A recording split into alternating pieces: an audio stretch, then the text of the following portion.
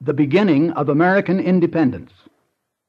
We live in that part of the world that at one time was known as the New World. As we all know, the Western Hemisphere was brought to public attention in Europe as a result of the voyage of Christopher Columbus in 1492. In fact, when I went to school, my history book said that Christopher Columbus discovered America in that year. Actually, we now understand that there may have been a number of other voyages that predated Columbus. And yet my history book, at that time, a number of years ago, indicated that Christopher Columbus was the first. And that particular fact is now being disputed by various scholars in other sciences, such as archaeology and anthropology, who have discovered the traces of other landings in the New World and dated them so that we know they occurred prior to the Columbus voyage. Why did Columbus get the credit? Well, there is an important point here to keep in mind. Christopher Columbus sailed for the King of Spain, and at the time of his voyage, Spain was the most powerful country in the world. And Columbus sailed on a political journey that was supported in essence by the taxpayers of Spain, and the consequence of that fact is that Columbus got a good press. Now, the other voyages, so far as we can determine, were those that occurred without government backing. In other words, private adventurers paying their own way set sail for lands they knew not of, and by the time they returned, there wasn't a press corps on hand to welcome them, and thus they escaped history. But of course, when Columbus returned with news of what he had discovered, there was a large contingent of important people around to greet him and to ask all kinds of questions, and thus it was that whether Columbus discovered America or not, it is true that publicity relating to the discovery was first unleashed by the Columbus voyage. As one wag has told us, Columbus, like so many people operating for the government, didn't know where he was going when he set out, didn't know where he was when he got there, and did it all on taxpayers' money. But the fact of the matter is that he did get publicity, and as a result of that publicity, the entire Western Hemisphere was opened up for European exploration and settlement. Now, since Spain was the most powerful nation in the world at that time, Spain was not slow in taking advantage of this new discovery, which was essentially a Spanish discovery. Although Columbus himself was not a Spanish subject, nonetheless he sailed under that sponsorship, and so Spain took the credit and proceeded to lay claim, in essence, to the entire Western Hemisphere, North, Central, and South America. And a question might be asked rhetorically, how does it happen that we are today not subjects of Spain? Certainly Spain had all the advantages. They got here first. They got here a long way ahead of their nearest rivals, who didn't begin coming over until several years after the Columbus voyage was known about. And yet we are not Spain, or related to Spain primarily. Of course, in Central America, the antecedents are primarily Spanish. And there's a very strong Spanish influence in South America, although the Portuguese have actually eclipsed it in many places. In southwestern United States, we have a very strong Spanish influence, but in the main, in what we think of as the United States, we have fundamentally a British influence, and of course in Canada, we have both a British and a French influence. And yet Britain and France were much slower than either Spain or Portugal in beginning to develop the New World. How did it happen that Britain primarily, and France also, got such large footholds in the New World when they originally got off to such a poor start? If you examine what happened politically in Europe during this period, you may be able to see certain things there. What happened was this. Spain had risen to its ascendancy as a result of the Moorish occupation. The Moorish occupation had come into Spain as a result of the expansion of Islamic ideas, and Spain flourished under the Islamic culture that was imposed on it. Now, this type of imposition was primarily not so much political as it was religious and enterprising.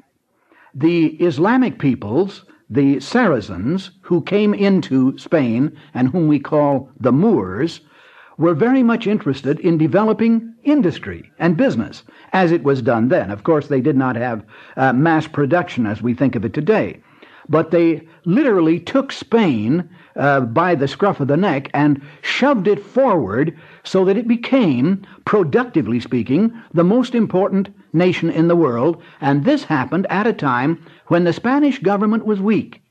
If the Spanish government had been strong, the Moors would never have gotten a foothold. They came in because the Spanish government was so weak it couldn't keep them out. Now, at the time Columbus sailed, the industry and business of Spain was beginning to go into a decline. It was going into a decline because there was the emergence of some very, very strong Spanish rulers. But curiously, at the same time this was happening, the contrary type of movement is found in Great Britain.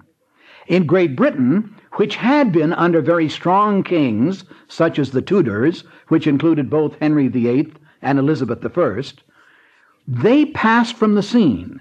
And when Elizabeth I died in 1603, then the British turned around and introduced a new ruling house, the Stuarts. And the Stuarts were always incompetent in many areas. Most historians have commented on this fact. And the result was that the British government became weak. Now, as the British government became weak, about the same time that the Spanish government was getting strong, this opened up the way for British people to come to the New World. It came to the New World primarily in a way that tended to emphasize the development of colonies and the development of American production, rather than, as the Spanish were doing, developing settlements on the basis of exploitation and taking over and essentially looking for gold and things of this sort. So that your British colonies, when they began being founded, were founded with enterprise and colonial survival in mind, whereas the Spanish colonies were fundamentally provided as outposts of the Spanish Empire, and they were more or less sent over simply to pick up what they could in the way of gold and other valuables, and of course, in process, convert the Indians to Christianity. So you have two entirely different modus operandis relating to the formation of these two different groups of colonies. I should have said modus operandi, but my Latin is weak. Anyway, this is what happened. The British came in, and the British colonies began to flourish precisely as the British government in England began to decline in potency. And the Spanish colonies, which were established at an earlier date, began to decline as the Spanish government gained in potency. In fact, this particular episode gives us a good way, a good guideline, a rule of thumb that we can watch. Whenever a political agency becomes supreme in a nation, the tendency is very good for the economy of that nation to weaken.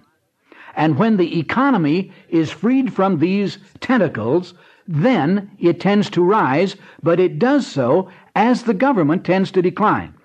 Now, there will be those who will argue that this is disproved by the actions of the Soviet Union, that the Soviet government has demonstrated that it is possible for a strong and powerful government to come in and at the same time to improve the economy, and that you can have both the government and the economy expanding at the same time. But I would have to challenge that.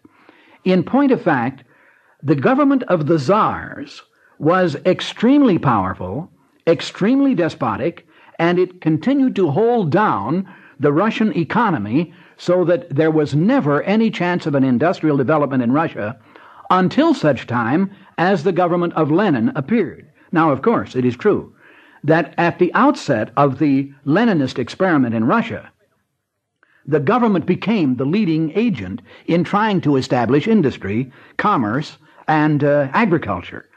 But virtually all of these efforts, if you examine them, failed. The way the Russian economy finally began to take hold was when the government, yes, even the government of Stalin, began to back away and open up the area of the economy so that people in the market could function. And you'll find that this rule of thumb will apply even in Russia. As an economy grows strong, it tends to grow strong as governments pull back. And if governments do not pull back and let the economy alone, then the economy will weaken. In our own case, since here in the United States, we owe most of our antecedents to the British Empire and to the British way of thinking and doing, it follows that when we examine, we will see that this is the case here. The British government began to decline with the passing of the Tudors, and that was in 1603. The first permanent British settlement mentioned in our history books is usually Jamestown, which was established in 1607 while King James I was on the throne. And King James I was a much weaker, much more dilatory ruler than Queen Elizabeth I. And the Stuarts from that time on operated in a sort of haphazard manner insofar as political action was concerned. And during that time, the British colonies in the New World flourished. So we have that background, and it's an important thing to keep in mind whenever you are reading history or examining economic history to see how things develop. Governments, powerful governments, and powerful economies tend to be opposed.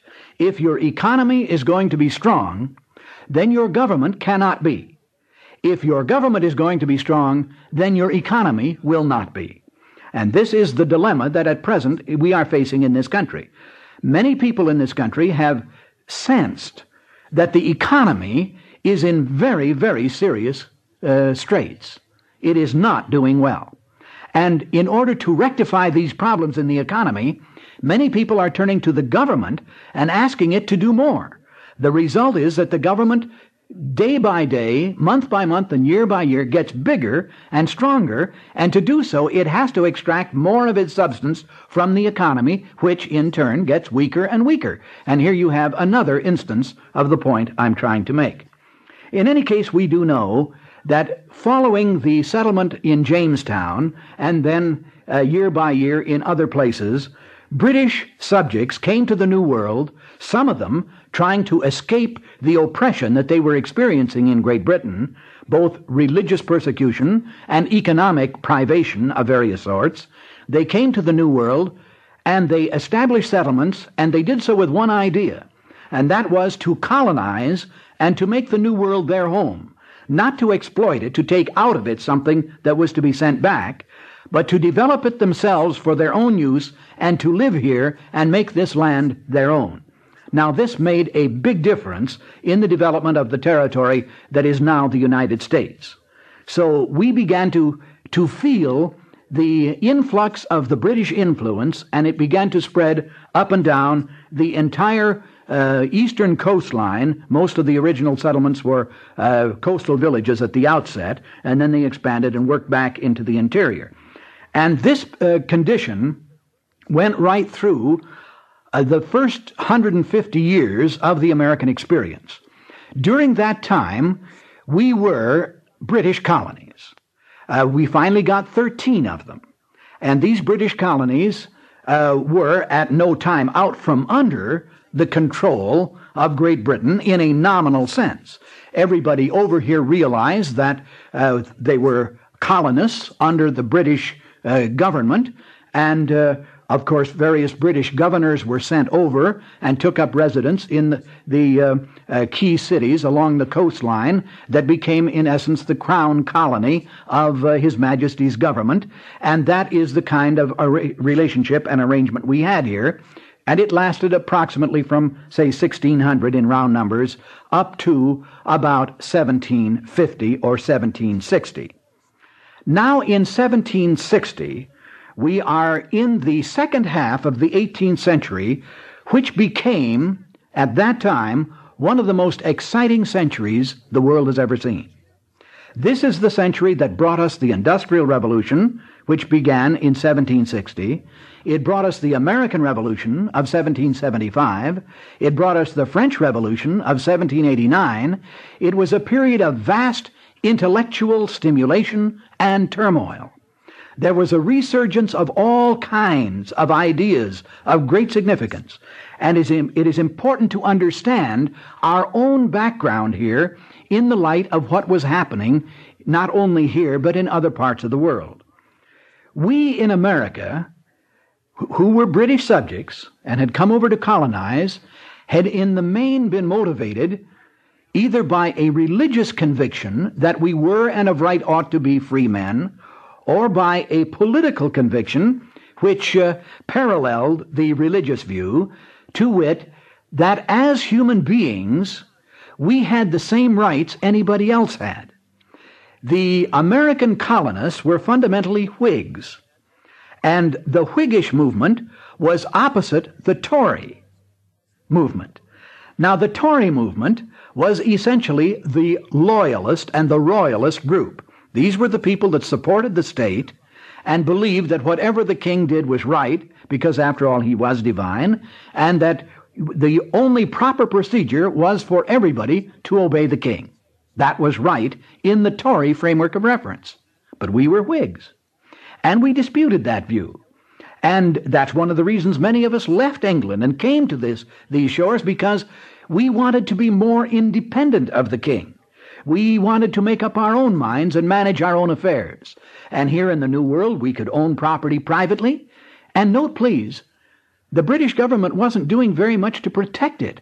Oh, of course it will be said, and accurately, that the British government sent over troops from time to time to help quell Indian uprisings.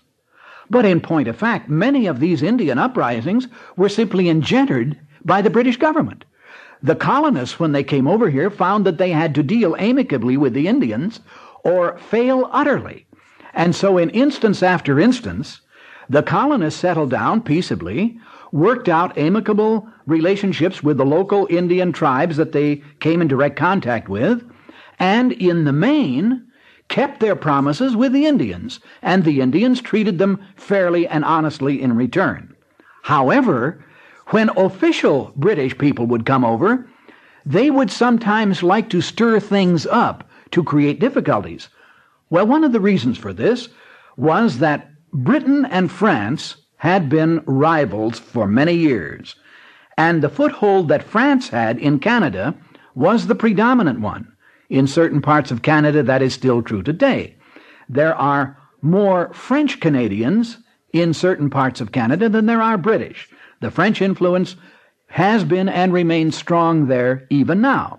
Because there had been the political rivalry between England and France in the Old World, that political rivalry continued in the New World between the French colonists and the British colonists, and the two governments in the Old World were not the least bit averse to using the Indians to try to stir up trouble with their opposing number in the New World.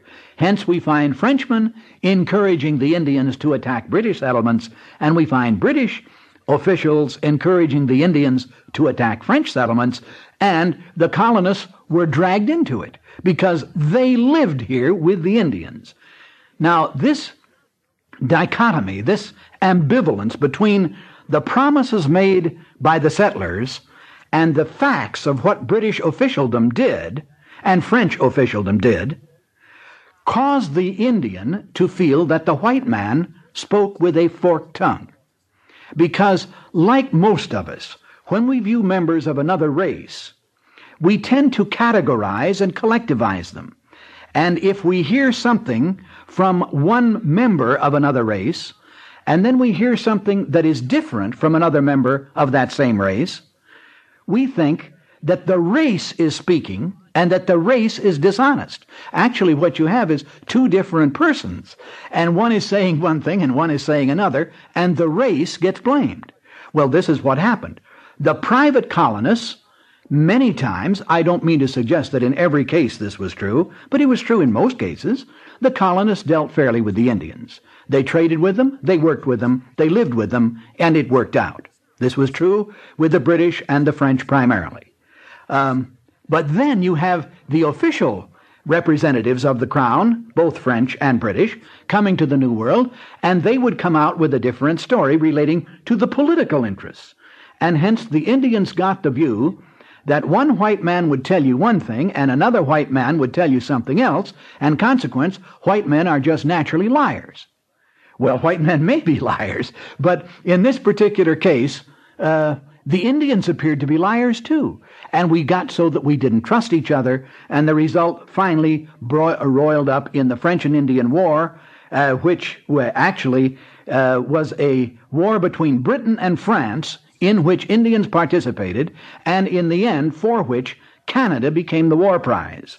The French lost the war, and Canada was ceded to Great Britain as a war prize, and that was the event that actually marked the ascension of George III to the throne. Now, George III was a very, very competent monarch. In fact, historians have said this, and I have no reason to quarrel with the statement, that George III was probably the first competent monarch to occupy the British throne since the death of Queen Elizabeth. Well, he took that view of himself, and I think we've tended to accept his judgment here. In any case, George III saw that the American colonists, that is to say, the British colonists in America, had become very independent of the crown. And he decided that something should be done to bring them under real British rule. You see, what he discovered was that he had been sending troops over to, quote, protect them, unquote, from the Indians. Actually, the colonists resented this. They didn't need the Indians. They didn't need the troops. They may not have needed some of the Indians either, but they didn't need the troops, and yet these troops were quartered on them without their consent. A sergeant would knock at your door and take a look at your house and at you and say, well, I think 3 men can live here all right, and he'd order them in, and you had to support them. Well, this was an outrage, and the colonists didn't like this. Of course, this was our king who was doing this to us, but we didn't like it, and we said so, and we didn't want the troops in the first place. We weren't fighting France. This was an old world quarrel that had been transported to the New World, and we got ourselves involved in it. But in any case, the war had ended, and France ceded Canada to Great Britain, and now George decided to collect the taxes to pay for the troops. But in all this period of time, and it's hard for us to realize this, from 1600 approximately, I'm using a general figure here, on up to 1760, the colonists living in these British colonies hadn't been paying taxes. They hadn't been ruled. They had actually been living in a state of contractual relationships with each other, and it had worked out very well. Now, all of a sudden, out of a clear blue sky, they got George III, and George decided that they were going to have to pay taxes to help support their own governments, that is, the crown colonies and all the rest of the things that went on in Britain, and the Americans backed up and said no. It's a very interesting thing to keep in mind the kind of ideas that were roiling up during the latter half of the 18th century. We had these 3 major revolutions occur. Now, the Industrial Revolution was simply a fantastic breakthrough in the field of manufacture, primarily in the textile industry, but also in the manufacture of steel, in the development of new ways to raise agricultural products and so on. It brought about a complete change in the way that people ordinarily lived. Now, in conjunction with this industrial development, there emerged 2 conflicting bodies of thought, and they led to 2 different revolutions. The American Revolution on the one hand and the French on the other. Now, here is an important point to keep in mind. The American Revolution was essentially a middle-class revolution. It was inspired by this trilogy of ideas: life, liberty, and property. In fact, life, liberty, and property became the watchwords of the period from 1775 to about 1785. During that period of time, that was the constant cry on the lips of Americans: life, liberty, and property. Now, the French were undoubtedly inspired by what happened here, but they were listening to a different drummer. They were following a little different heartbeat, and a man who had influenced them profoundly was a French philosopher and novelist named Rousseau. And Rousseau provided them with a different trilogy of political essences, which were called liberté, égalité, fraternité. Liberty, equality, fraternity. Now, this particular group of essences is quite different from the concept of life, liberty, and property. In essence, this second trilogy of ideas was to inspire the working class, not the middle class, but what we have called earlier the lower classes. The thing that the French sought to do was to place the working man in a position of power.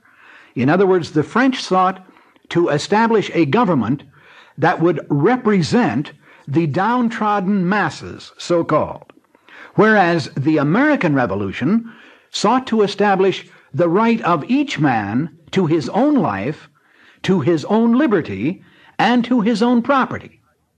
Now, the results of these two different revolutions, both of which came on the heels of the Industrial Revolution, has in fact altered the appearance of the world.